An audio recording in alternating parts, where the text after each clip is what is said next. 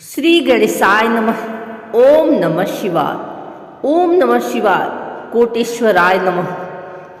हे भक्तों, आज के इस पावन अवसर पर हम सभी एकत्रित हुए हैं देवाधिदेव महादेव त्रिलोकीनाथ भगवान शिव कोटेश्वराय भगवान की अत्यंत दिव्य पुण्यप्रद और कल्याणकारी कथा को श्रवण करने के लिए, जिनका नाम लेने मात्र से पाप नष्ट हो जाते हैं, जिनके दर्शन से जन्म जन्मांतर के कष्ट कट जाते हैं और जिनकी कृपा से असंभव भी संभव हो जाता है, ऐसे कोटेश्वरा भगवान शिव को हम बार बार नमन करते हैं।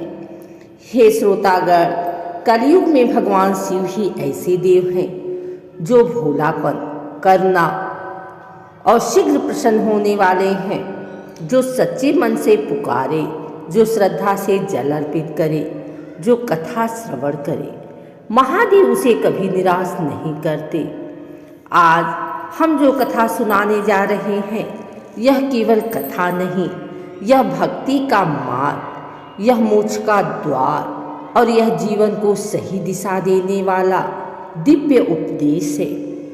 इसलिए कथा प्रारंभ करने से पहले आप सभी से विनम्र निवेदन है, मन, वचन और कर्म से भगवान कोटेश्वराय का ध्यान करें।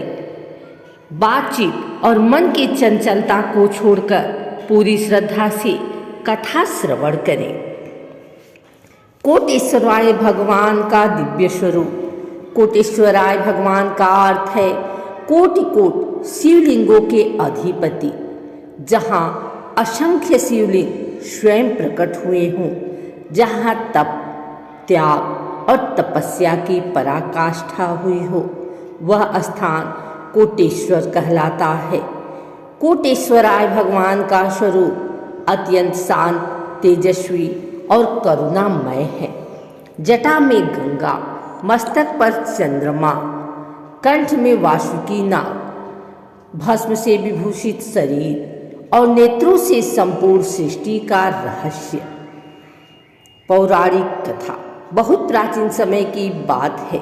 एक स्थान पर महान तपोभूमि थी, जहां अनेक ऋषि मुनि सदियों से तपस्या कर रहे थे।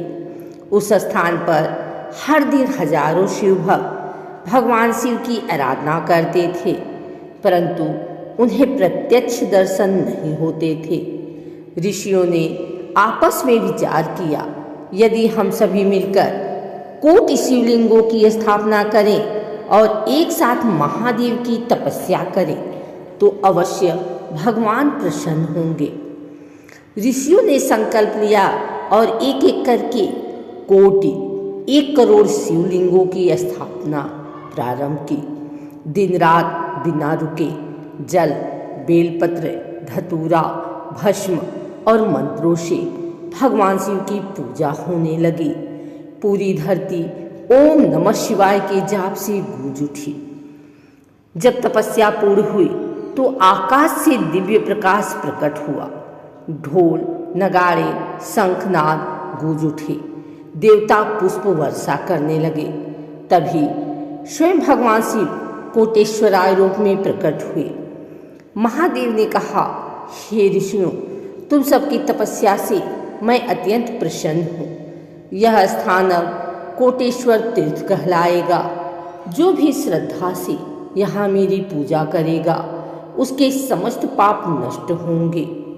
भगवान शिव ने आगे कहा, जो सोमवार को कोटेश्वराय का स्मरण करेगा, उसे मानसिक शांति मिलेगी। जो महाशिवरात्रि पर कथा श्रवण करेगा, उसे जन्म मरण से मुक्ति मिलेगी।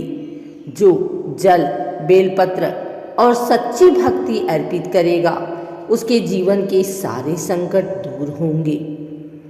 हे भक्तों, इस कथा का श्रवण करने मात्र से रोग दूर होते हैं, धन धान्य में वृद्धि होती है, विवाह में आ रही बाधाएं समाप्त होती हैं, संतान सुख प्राप्त होता है, अकाल मृत्यु का भय नष्ट होता है।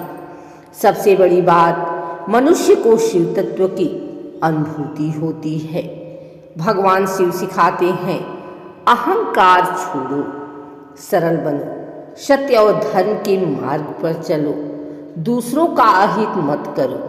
जो व्यक्ति दूसरों के दुख में दुखी होता है, उसी पर महादेव सबसे पहले कृपा करते हैं। हे भक्तों, आज हमने कोटेश्वराय भगवान की पावन कथा का श्रवण किया। यदि कथा में कोई त्रुटि रह गई हो तो वह हमारी अल्प बुद्धि का दोष है।